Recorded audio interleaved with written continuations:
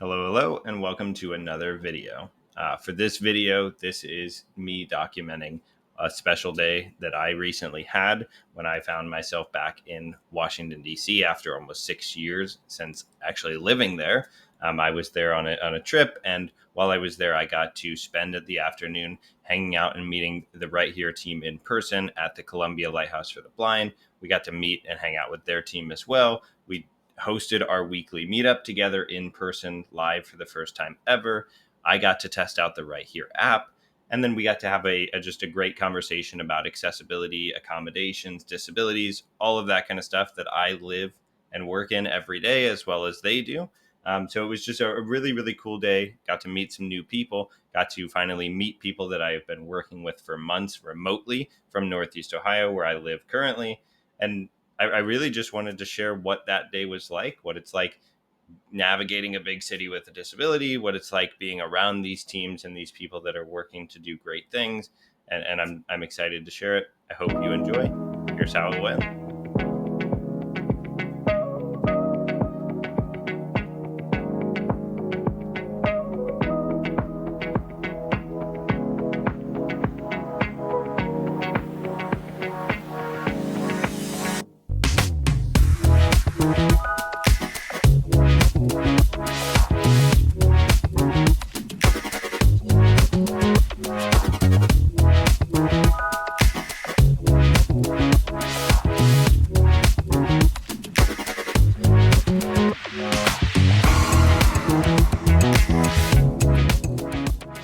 And now we get to the fun part, the weekly meetup. Here's a couple of highlights or key moments from that meetup with guest speaker Jocelyn Hunter from the Columbia Lighthouse for the Blind. CLB, this is a great moment for our RightHear meetups. We've been going for just over 2 months, and although they're always live, and each of us is always in person at our own location and on our own phone or our own laptop, this is the first time we're kind of doing a real live version where we're in the same location together, Idan and myself and James and our guest speaker Jocelyn. So we're all met up at their offices. Perfect. Well, excited to be down here in DC. It's the first time I've been back since 2018. So spent all day yesterday in a nostalgia trip, going back to where I used to live and work and just hanging out in DC. And today down here hanging out with Jocelyn and Darren and Idan.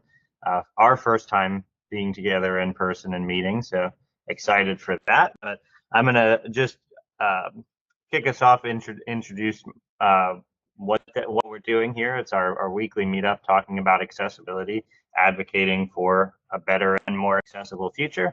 And today we have guest speaker Jocelyn from the Columbia Lighthouse for the Blind.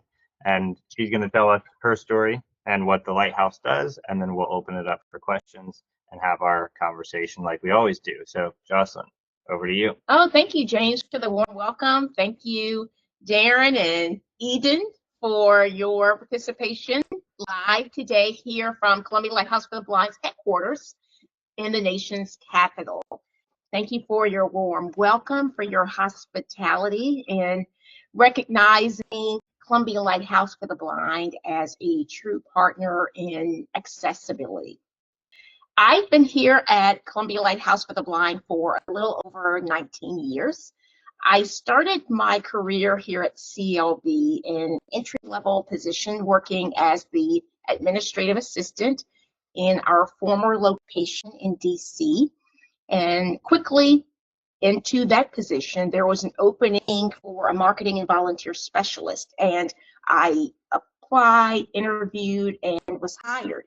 And from there, my responsibilities have increased. And I am very passionate about the mission and the work we do here at Columbia Lighthouse for the Blind. Additionally, I am also visually impaired. I have a rare retinal disease called Stargardt's. One thing that has been constant is my use of Zoom Text. It's a software that's loaded onto my computer. Additionally, I am also visually impaired. I have a rare retinal disease called Stargardt's, and that definitely gives me greater empathy and understanding as it relates to the community we serve, because I can speak wholeheartedly about the challenges that people like me and others with disabilities have to face and overcome to remain productive and independent. Tell us, this is my first time being at a lighthouse location. We talked about that before we jumped on here. What does the lighthouse do? Give everyone the 60-second elevator pitch, if you will, of the lighthouse and the work that the lighthouse is doing.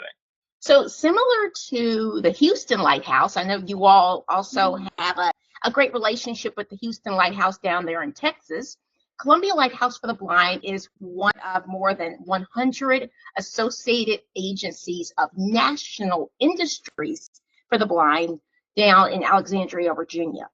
And Columbia Lighthouse for the Blind serves the Washington, D.C. region, which includes the nation's capital, Northern Virginia, Prince George's, and Montgomery counties in the state of Maryland.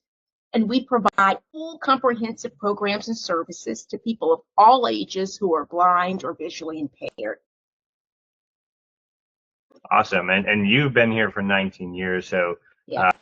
My first big question for you is, how has accessibility changed over a 19-year span being in the nation's capital, from a digital sense, from a physical sense, navigating the city, getting around? I noticed when I was loading money onto my Metro card yesterday that all of the stands where you load money onto your card all have Braille all over them. They're covered in Braille. So how have you seen accessibility progress throughout the 19 years you've been working with the Lighthouse?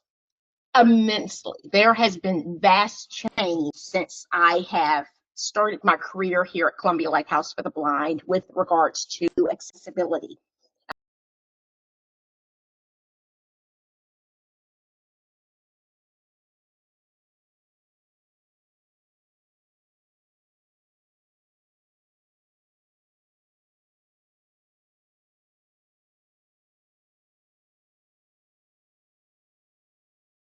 Tony Cancelosi's office is just in front of you. Tony Cancelosi's office. Thank you for visiting here. 1 nearby spots.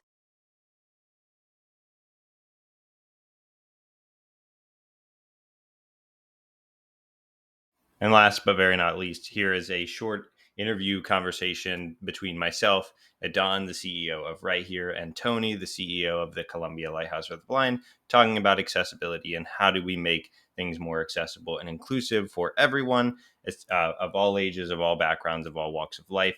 Very, very good information, some very interesting statistics as well. I hope you enjoy this short conversation with Idan. So sitting here with Idan and Tony. Idan, CEO of RightHear, Tony, CEO of Columbia Lighthouse for the Blind. So Idan, starting with you, tell us about RightHear. Tell us how the beacons and the app and all the technology works with each other to help people with orientation challenges, blind, low vision, orient and know where they are within a building or a space. So it's, in a matter of fact, it's very simple. It really is very simple. It's a talking signs system. That's what it is. We're living in a world where you can find signs almost everywhere you go. Some of them are also even tactile. Some of them even have Braille. But unfortunately, they're not necessarily effective to a lot of people. Maybe we can talk about the numbers a little bit later, which we talked earlier, right? But what RightHear is doing is basically providing the context or the text within these signs in an audio format. And the way we do that is with a free app, both Android and iPhone. And thanks to our beacons. Beacons is the small devices that we install at the facility. That's what helps us to transform the information, the contextual information of where you are, what is there, what's around you, and that's what we do.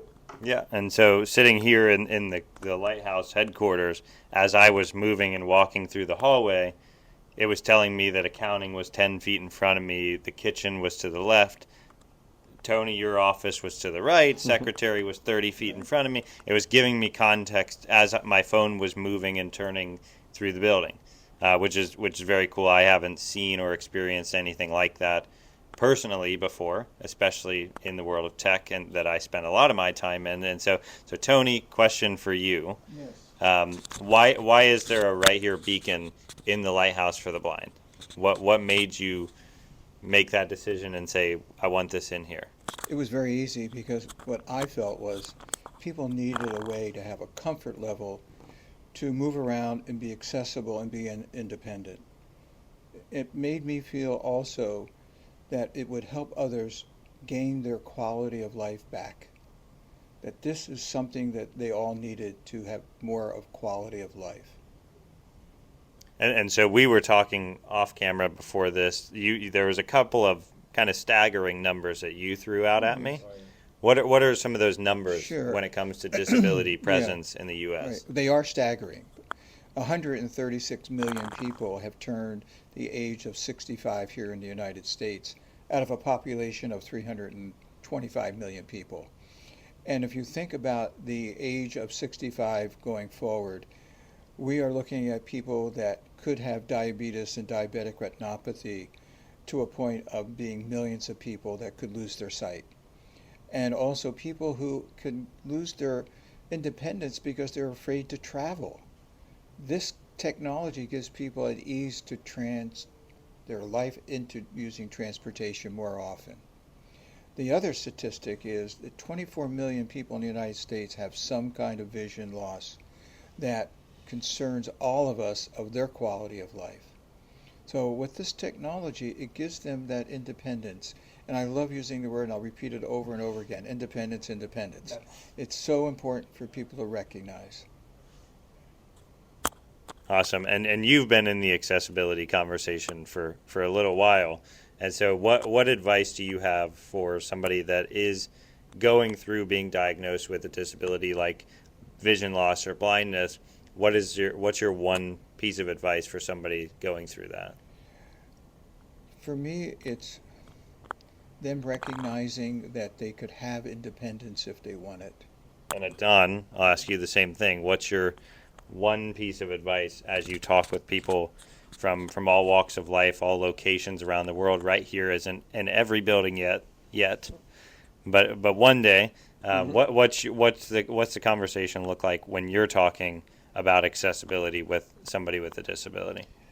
I think, I've not experienced it myself, obviously, but I think we are living in exciting times right now where the technology really can make a difference. And as much as the technology is wonderful, and we talked about different technologies today, right, earlier, at the end of the day, they're humans and behind these technologies. And if people will ask for this, and the other side will understand that there are real people behind it that needs this, then we can really make a big change and provide a way higher level of independence.